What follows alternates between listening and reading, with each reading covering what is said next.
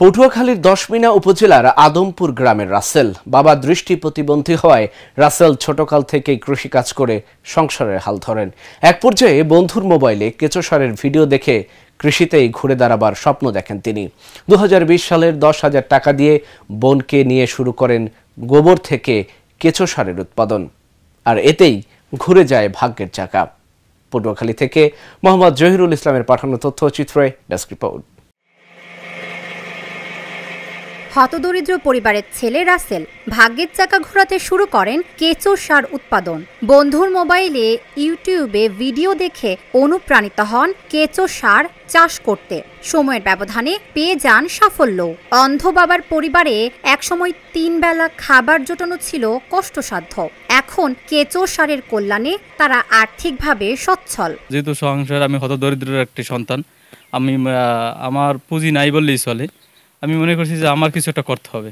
আমার এই সংসার কিভাবে নেব, এখান থেকে আমার চিন্তা থেকে যে আমি অল্প বিনিয়োগ করে কোথায় লাভ করতে পারবো, ওই টার্গেট মনে করি। আমি মনে করছি যে কৃষিতে অল্প বিনিয়োগ করে বেশি লাভ করার একটা সম্ভাবনা আছে বা জায়গা আছে।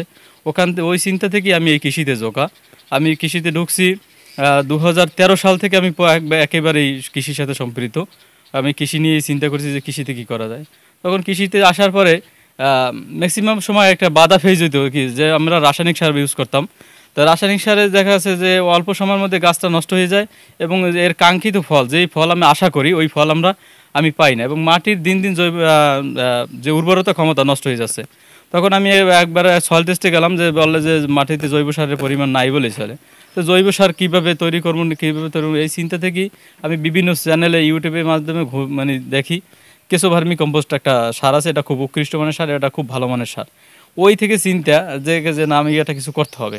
তারপর আমি এই অল্প কিছু কেঁচো এবং অল্প একবারে সামান্য একটা বাজেট, মাত্র 10,000 টাকার একটা বাজেট নিয়ে আমি শুরু করি। আমি 6,000 কেঁচো কিনি। ওই সময় কেঁচোর দাম একটু কম ছিল, আমার 1 টাকা দরে কেঁচো দিছিল। এখন তো কেঁচোর দাম বাড়তি, এখন 2 টাকা করে কেঁচো চলে। তো আমি কিছু কেঁচো এবং একটা সারির ভিতরে শুরু করলাম। তো সারি থেকে যখন শুরু করছি দেখি যে আমার এটা রেজাল্ট অত্যন্ত ভালো, যে আমার সামনের দিকে আমি আরও 2-3টে সারি বসাইছি। তো এখন ওইখান থেকে আমার সার উৎপাদন শুরু। আমার বর্তমানে যে কেঁচো ভার্মি কম্পোস্ট, একটা বাণিজ্যিক কেঁচো ভার্মি কম্পোস্ট, এই সার থেকে কৃষকের ব্যাপক চাহিদা। প্রথমত চাহিদা ছিল না, প্রথমে আমি দাঁড়ে ঘুরছি, অল্প করে সার তাদেরকে ফ্রি দিছি, কিছু জায়গায় ফ্রি সার দিছি, যে ভাই এটা নিয়ে করে দেখো কেমন হয়। এখন অনেক চাষি বসতেছে যে এই জৈব সারের বিকল্প নাই। জৈব সার আমি ওদেরকে বিভিন্নভাবে প্রশিক্ষণও দিয়ে আসছি। আমার নিজের ব্যক্তি উদ্যোগে আমি এই প্রশিক্ষণগুলো এলাকায় দিছি, যে জৈব সার দিয়ে চাষাবাদ করো। তখন আমি মনে করছি যে না, এরা যদি একবার বোঝে যে জৈব সার দিয়ে চাষাবাদ করলে ভালো হবে, তারা নিশ্চয় সন্দেহ সার কিনবে, তখন এই কেনার দিকে ঝোঁকবে এবং রাসায়নিক সারের ইউজটা কমাই আনার ক্ষেত্রে আমি এইটার চেষ্টা করছি। তো আলহামদুলিল্লাহ, আল্লাহ দরবার লাখো শুকরিয়া, আমি এই জায়গায় খুব সফল। কেঁচো সারের ব্যবহারে উৎপাদন খরচ 50%-এরও কম হওয়ায় দশমিনা উপজেলার প্রায় 5,000 কৃষক কেঁচো সার ব্যবহার করে কৃষিতে সফলতা অর্জন করেছেন। আমাদের ফলন বেশি ভালো হয় না, সার দিলে কালা হয়, ফল কিছু হয়, তারপরে জমি নষ্ট হয়ে যায়, পরবর্তী ফলন দিলে সেই ফলও ভালো হয় না। এই কারণে আমরা ওই রাসেল ভাই এখন একটা জৈব সারের একটা কাজ লইছে, ওই সার আমরা ব্যবহার করি এই 1 বছর ধরে। এই সার ব্যবহার কারণে আমাদের গাছের মানের উন্নত ভালো হয় এবং ফলের আকারও ভালো হয়। রাসায়নিক সারে যে খরচ করি সে তুলনায় মিনিমাম অর্ধেক পরিমাণ খরচ কম হয়, যেখানে 100 টাকা সেখানে এখন 50 টাকা খরচা হয়। আমি উপকার পাইছি, শশা করছি, শশা দান জৈব সার দেওয়ানে আমার গাছ অনেক লেট হয়েছে, অনেক গাছ ফল দিতেই রয়েছে, অনেক শশা গাছে কিন্তু আয়ু কম। আমরা রাসায়নিক সার ব্যবহার করলে দেখা গেছে ওই গাছ অল্প দিনে গাছ শেষ হয়ে যায়, আর জৈব সারের ওই শক্তিটা সহজে পড়ে না। রাসেলের ওই সফলতা দেখে এলাকায় আরও নতুন উদ্যোক্তা সৃষ্টির পাশাপাশি কেঁচো সার চাষ করে বেকার নারীদের কর্মসংস্থানের সুযোগ হয়েছে। অনেক চাহিদা, আমরা দিয়েও কুল করতে পারি না, পরিশ্রম বেশি লাগে না। ধরেন আমরা ঘন্টা 2 যদি বাঁচি, তা আমরা ওই যে দৈনিক 200 কেজি বা 300 কেজি এরকম সার করতে পারি, চালিয়া কেঁচো আলাদা করতে পারি। জমিতে অধিক মাত্রায় ও নির্বিচারে রাসায়নিক সার ব্যবহারের ফলেই মাটির উর্বর শক্তি ব্যাপক হারে হ্রাস পেয়েছে।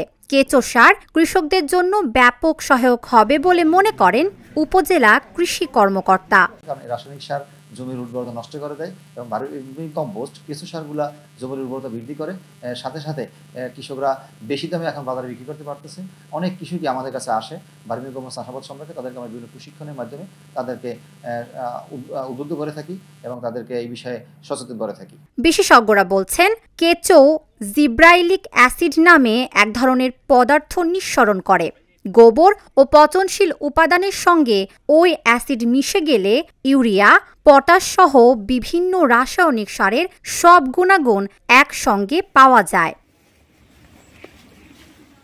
News desk, Dhaka journal.